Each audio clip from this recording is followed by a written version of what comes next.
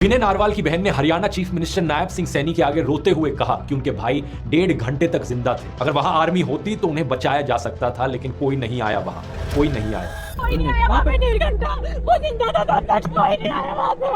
दूसरी तरफ मुकेश अंबानी सेठ और उनके परिवार के लिए हाईएस्ट लेवल का Z+ सिक्योरिटी कवर है। इसमें कुल 55 सिक्योरिटी पर्सनल हैं, जिनमें से 10 से ज्यादा हाईली ट्रेन्ड NSG कमांडोज हैं। टाइम्स ऑफ इंडिया की रिपोर्ट में बताया गया है कि मुकेश के बेटे अनंत की घड़ी की कीमत 60 करोड़ से ज्यादा की।